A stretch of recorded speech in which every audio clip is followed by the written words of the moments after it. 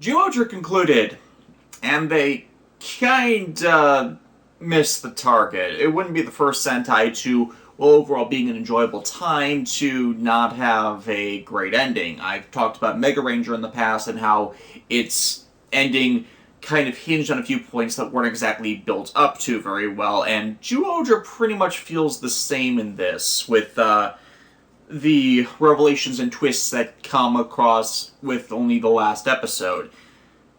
Chiefly of which is Genis being revealed to be an entity just made up of thousands, millions of Moebas, which were the foot soldiers of the series. And, this does make sense, since every Moeba was formed from just one of his cells. But, they're the foot soldier minions. They're weak individually.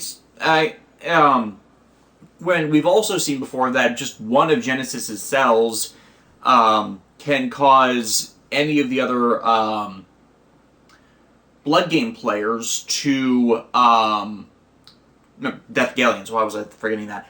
Can cause any of the Death Galleons to go giant. So it's like, you're infusing a stronger monster with a weaker monster to cause it to become an even stronger giant monster. That seems kind of odd. But for the contiguity of the series, for all of his cells to be Moebas, that kind of makes sense, except, from the expectation of the prior series, we didn't think so much that Moebas were his actual cells, but the Moebas were grown from his power infused through his cells. And so it makes sense, but it's kind of cheap to have this be a big twist and an embarrassment for Genis to have other minions learn it, when it's kind of a detail.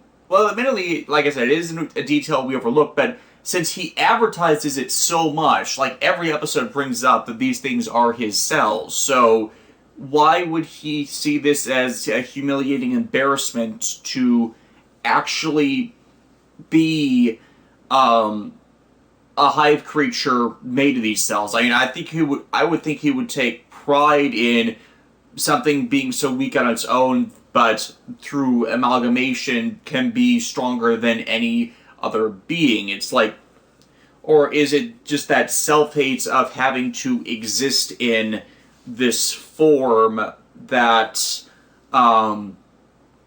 it's pretty much, I don't get his reasoning for finding this humiliating, if only to put him at odds with the Zyuohger, whose entire theme has been bridging connections, making people stronger. So, is it just exposition to put them at odds and have Genis being more willing to destroy everything? In fact, that doesn't really feed into his motivations to destroy worlds or whatnot, as, his way of killing the planet is to infuse his cells into a planet, infuse it with more Moebas that are his cells. So, again, it's advertising the fact of making it more obvious in hindsight that he's just spawning more of himself through infestation and replication. So, if that's how he destroys planets, then shouldn't that mean he's growing stronger every time he destroys a planet?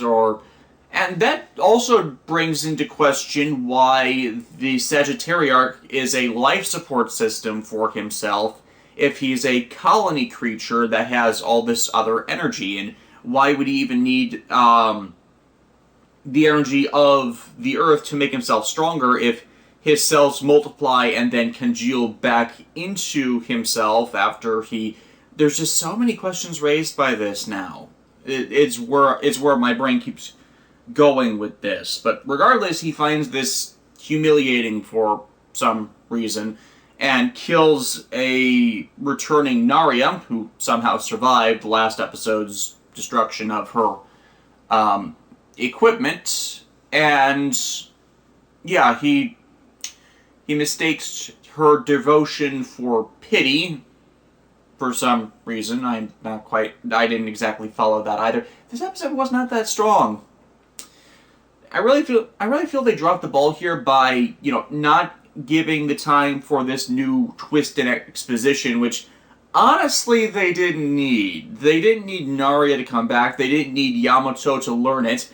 They just needed Genis to be immensely powerful and having his power infused from both the Earth and his normal cellular structure that makes him, like, say, very quick to regenerate, even more than Azald. Hell,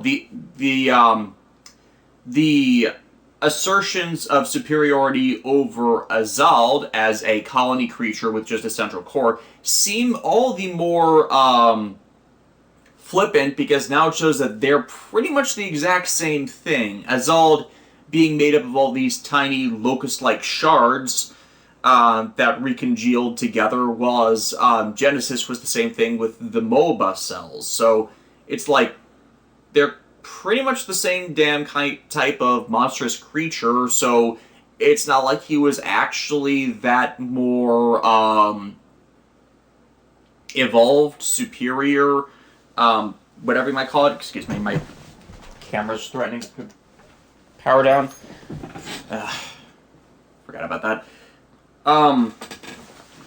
So in hindsight, this kind of weakens him as a villain, which is not the good way to go about this. Though the battle, for the most part, was pretty decent. Yamato unlocks his super beast form by amalgamating all three of his individual forms into a bulky, eagle-helmed Zuo the Whale. Oh, and with the wings, too. So, I'm not completely certain if it works. I think the bulk of the gorilla muscles is throwing off the appearance of the costume for me. I think Zuo with the Whale had a better helmet than Zuo Eagle does, so I'm not entirely certain if I like this super form or not, but at least it only appears for about 2-3 minutes, and then they're done with it, and bar a Versus movie, I doubt it's going to get seen again, because it's much like Hyper All-Resha Rainbow Toku Ichigo from Tokuger. It's an 11th ever superpower, so doubtful they'll ever do that again. What was that form called? Tokyo Rainbow? I completely forget. So, once Genis is done for, twice, because he goes giant, the giant Mecha Brawl, of course, being unsatisfying, because the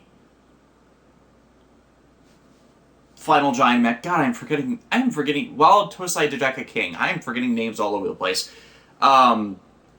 Is so bulky that it didn't really feel like a good match between them due to the lack of agility in the suit. It was just pretty much fire, shooting, and convictions. Yeah, not much to say on that. The small scale fight, though, was pretty entertaining, though.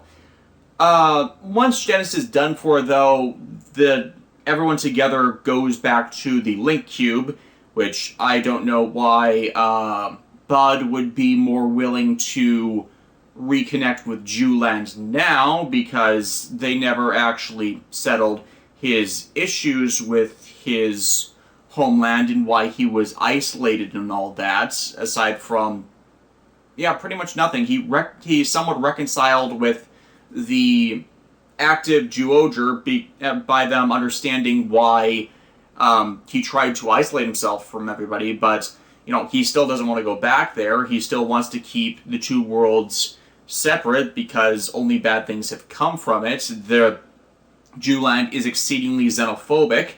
So, what does the Link Cube actually do? Force the situation. Yeah, when they reconnect it, repair it, it just fuses Juland back with Earth and deposits all of the Jumans back on Earth, amongst lots and lots of property damage by all the Juland cube monoliths appearing amongst everything. Now, this is definitely a problem with regards to the greater Super Sentai franchise because I doubt there's going to be little to any sign of all these Juman running around past this. So even though they're ending on a point of, like this small group, all these other people suddenly taken from their homes, taken from their families, separated from their families by the transport, and having everything they know be ripped away from them for it to work out peacefully. Yeah, I doubt that. This is a world that gets attacked by monsters on a weekly basis. And Juland is, as said, highly xenophobic, so I doubt there's going to be that large of an olive branch between these two with those kind of fears between them, which this ending is completely ignoring. What I think would have worked better had they tried the Link Cube plan, it gotten screwed over and caused a beginning of the fusion of the worlds. Or since all advertisement things for Juland have just showed it as one gigantic island, refused Juland and Earth by having that island appear in, say, the middle of the Pacific Ocean. So it's not like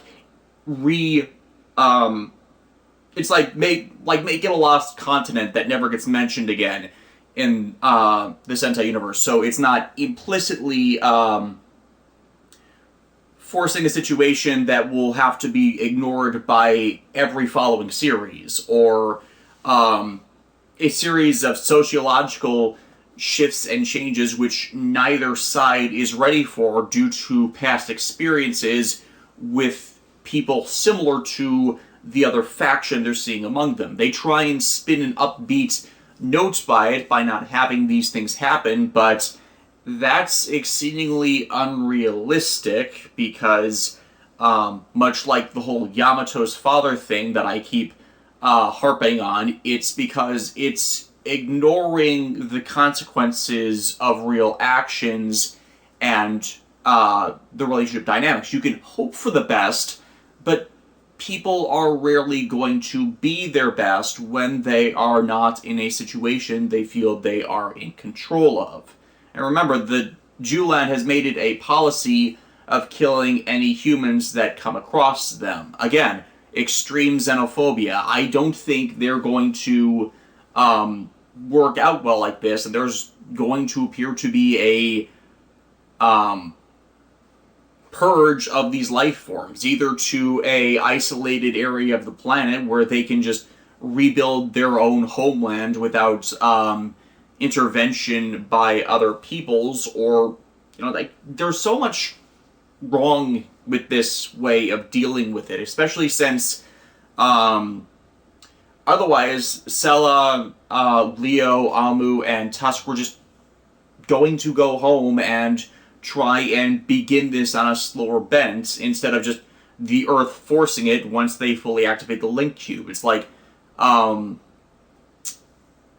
you're forcing a situation which should be, by all reality, causing a larger problem in the long term, when obviously from all previously presented work there was a way around it. Again, Zuland was a large island-like continent. They could have just deposited that in the ocean. That would have been a shortcut shortcut around all of this without interrupting all these other things. They'd still have their isolation, but being part of a larger world, they wouldn't be able to isolate themselves without consequences. So they'd have to open up, and the 6 Jumans that have been trapped on Earth thus far could just serve as ambassadors for all this, alongside Yamato and Michan, who have had extended exposure. That would have been... It's a role Michan appears to fall into anyways in the series wrap-up, so I'm very dissatisfied with how this ended, if you can't tell, because it seems like this last arc with Junko Komura, even though she was the head writer, have been like forcing through all these things that didn't match with how they were developing things previously, and just like, screw it, show's over, sort it out, never. And that's really not how you should end a series like this. I don't think it ruins it, but I can see a lot of people complaining about this in the future. Overall, though, Zyuohger was, in the grand scheme, a massive improvement over the last 2 years with Tokuger and Ninja, with at least the appeal of its characters. Some of the stories were quite clever. The cast were intelligent, supportive, and compassionate people. And, I really didn't get annoyed by anyone aside from Amu, and even that was pretty situational. So, yeah, I like this one. I don't think it's a great Sentai, but it's middle of the road at the very least. X-Side. This one got me laughing.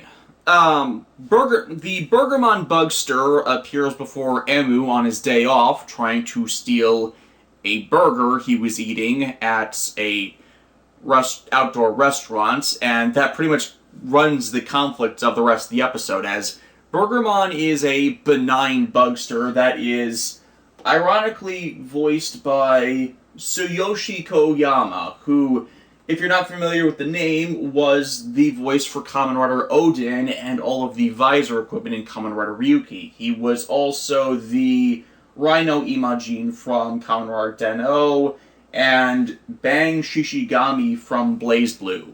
I have not played any of the BlazBlue games, because they're fighters, if I'm remembering correctly.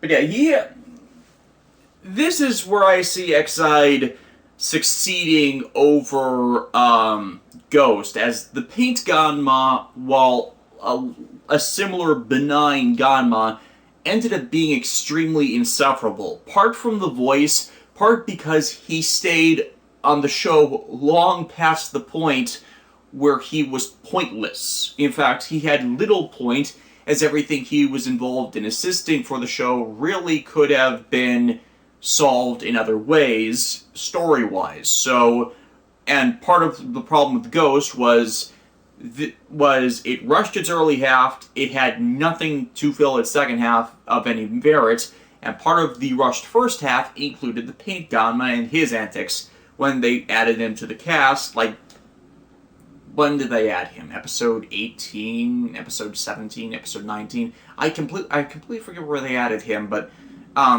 he added pretty much nothing to get get the point across that not all Gamma were implicitly evil. They're just following a sociopath. Several sociopaths. But yeah, Burgermon is from the game Juju Burger, which sounds absolutely ridiculous, but, when they actually did the Ga shots and did the old-time 50s commercial advertisement for a burger joint, because Kamen Rider is in part sponsored by McDonald's, which is likely where they got the inspiration for this, aside from, food games. Where was I going with this? Yeah, he's not actually evil, and is actually very supportive and trying to relieve the stress of his host, who is the creator of the game. The creator, I'm actually going to look this up because I actually want to get this guy's name right. Where is the cast list? Sukuru.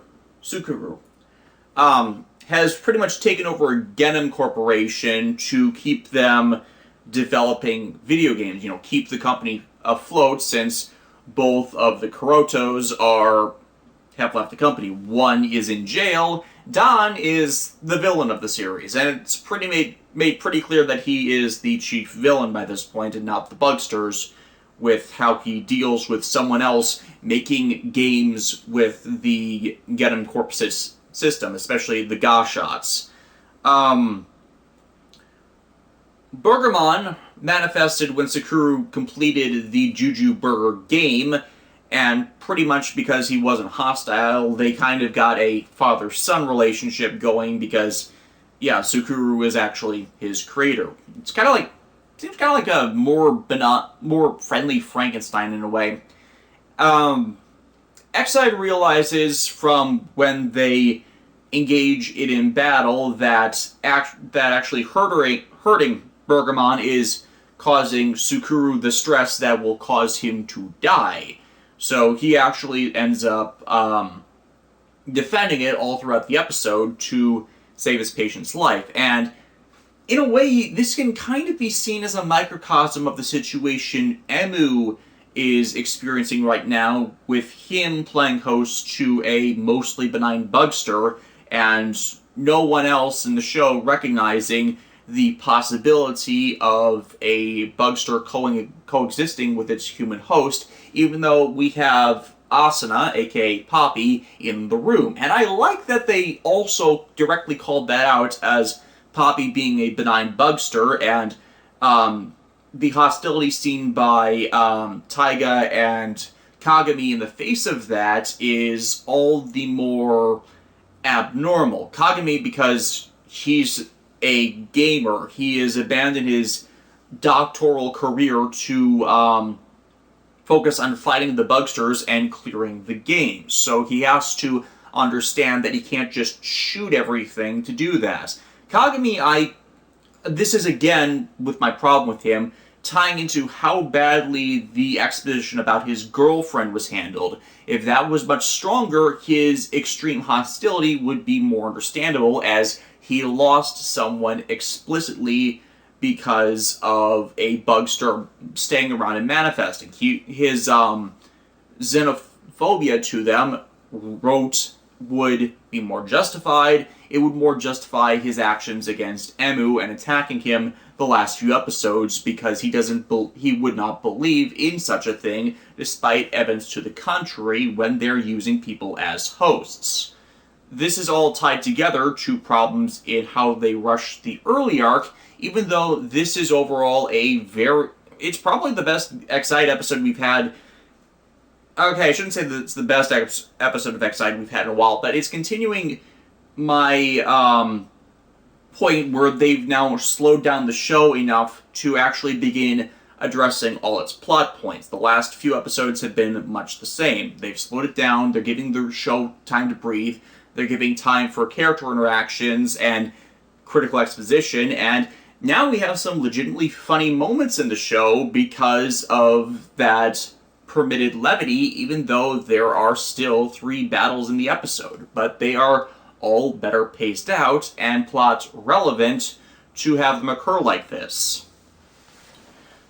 Where was I going with this? So yeah, Bergamon's eventual way to clear the game is to serve him a hamburger using the Juju Burger Gashot, which is a level 4 Gashot. Now, I don't see why they skipped level 4. I know tetraphobia in Asian countries is extreme, the number 4 being representative for many as the number of death. So I can understand why they skipped it, I just don't get why they're now going back to that, considering the Lensman's arms race the series has, I shouldn't say has, is suffering under. As we know in the next few episodes, Brave is getting his level 50 form, and we already have a level 50 form in the series, and Exide is a level 20 at max, and Ganon's level 10, so I don't see so much the reason of going back to level 4, aside from that being the range where they get additional armor equipment. I would figure that, as silly as the game is, it would still be equivalent to a level 10 form, possibly. Just with or maybe the level 4 is reflective of over-specialized armor sets or prototypes of things that were supposed to go into farther development, because I know Brave is getting a level 4 form that is a bestial version, and by bestial version I mean animal-based version of the Dragonite Hunter gear. So it's like, it's not matching the level progression, but I can understand it due to its overt specialization in just clearing this kind of game. Bergamon, though, I think they did really well for characterizing a one-off bugster with his relationship with Sukuru, especially in the concern it shows for its host and creator, to the point it tries to get itself destroyed simply so it wouldn't cause Sukuru to vanish. And, that level of compassion is pretty noteworthy, especially since, as said before, it's serving as a microcosm to the greater arc. Especially since, it really doesn't act like it's going to attack anyone, and when it does start to act like that, it's ridiculously bad at it. It's like, it's lampshading how it doesn't want to do this with how it's screwing up its own execution of the plot. Of its evil plot of turning people into hamburger ingredients that he will then eat, and he doesn't even actually do it because he's just faking it. And the way they all portray this, it's funny and it works. And there's a scene in the episode of what's the head doctor's name? Kagami's dad. What is Kagami's dad's name? Haima. There's a scene of Haima just watching Asuna and Bergamon in her DDR machine, and the two interacting. He's got this vacant expression on his face that they keep cutting back to it as they have the two bugsters interacting, and it's like, if this is the height of this guy's expression just kept getting me laughing.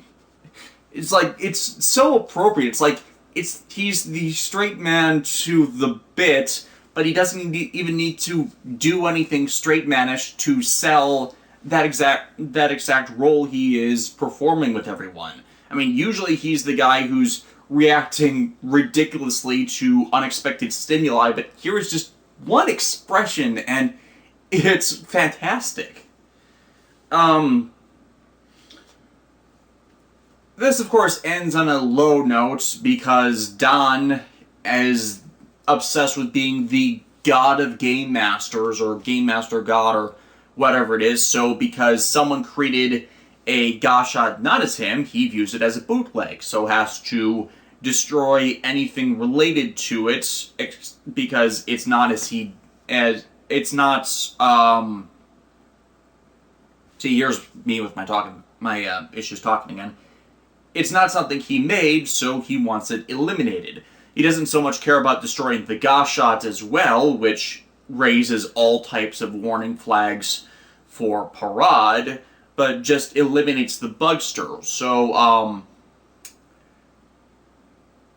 I think this is the beginning of Parad reconsidering his loyalties in the face of,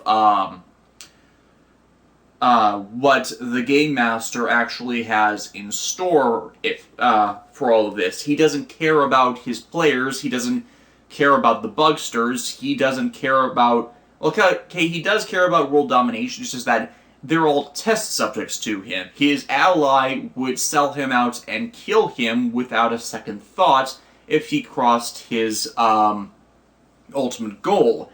And because I've read some of the preview details, it seems like Parad is not going to stay his ally forever. Meaning that, had it not been for Graphite's mass infection of people... Well, actually, that rephrase.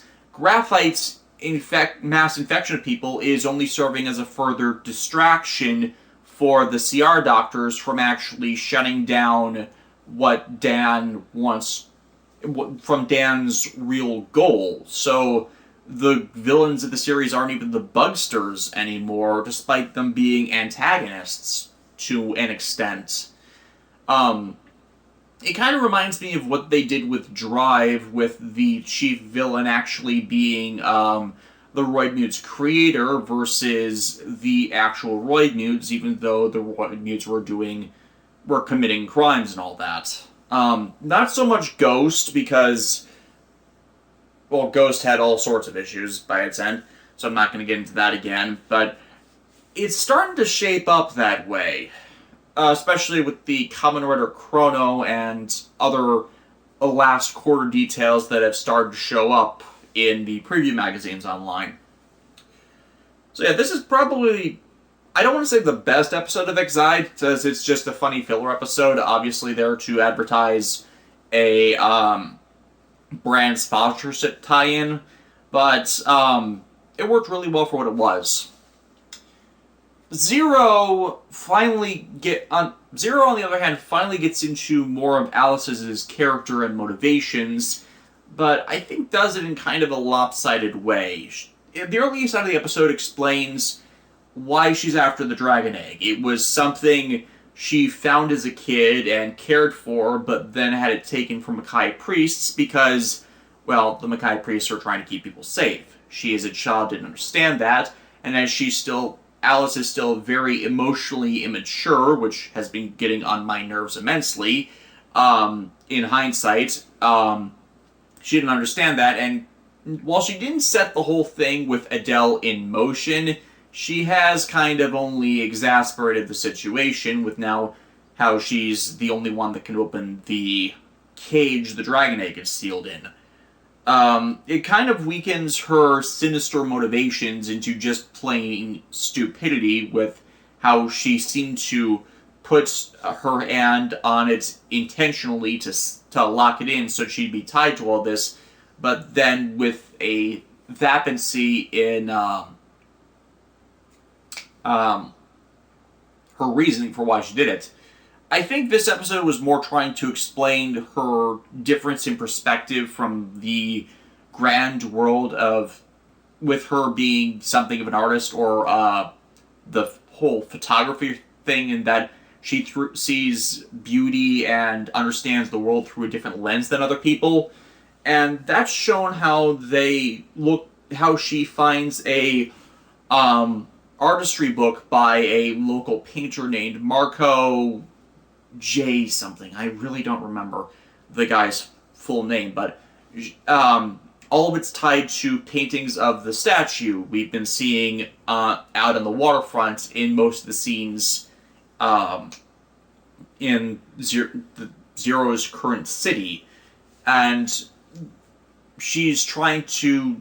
The rest of the episode is about her trying to see this special event where the statue is set on fire for the night, and she realizes something about one of the pictures of them suddenly shifting to depictions of a bird, and realizing where the man who painted all these paintings died was in fact a spot where, when this statue set on fire, its reflection in the water allows it to seem like it's a burning phoenix, which is odd symbolism since this series is about a dragon, but I can see the portents of something reviving from the brink of death.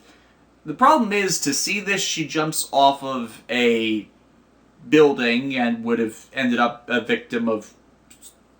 since she didn't intentionally put herself in a situation where she would die, yeah, this technically counts as suicide. Ray, of course, saves her from that after one of Adele's minions comes after her, but it's not exactly the right kind of depiction, as it's kind of selling her as moronic.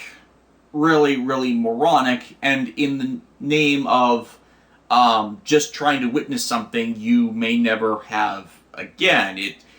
They're trying to sell this act as something noble, but it's still the waste of a life when there were other ways you could have gone about this. Hell, the church she's jumping off of to see this at the best view, there were windows on other levels, and hell, it doesn't make sense from a narrative perspective, as the painting that gets her to have the idea that they could do this was made while the guy was still alive.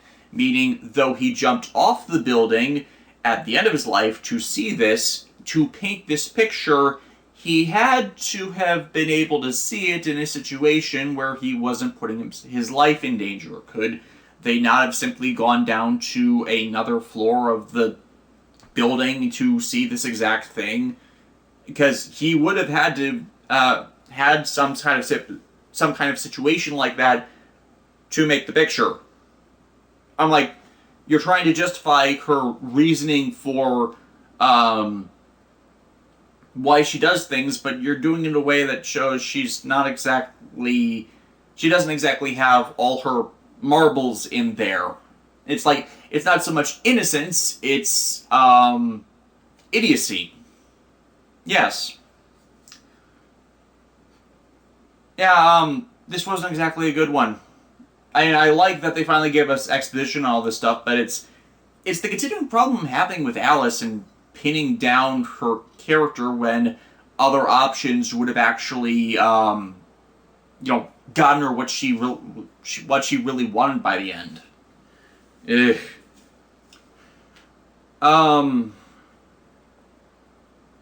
Updates. Videos are still released on YouTube right now. No work on getting other Toku stuff. I'm kind of trying to get some other stuff out of the way. I'm working on July stuff. I'm getting that out at a good pace. I just need to get that done, and I'll take some downtime to try and get some other stuff online, or at least see if I can.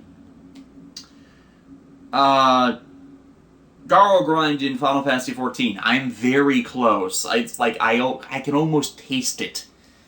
Well, it's digital data, so I can't exactly taste it, but visual. I'm almost at the point of actually grinding and not level grinding. So, we'll see where that takes us. I'm hoping to start streaming some of that work in March. It's going to depend on some other things that I've got going right now. Then I will see you all later.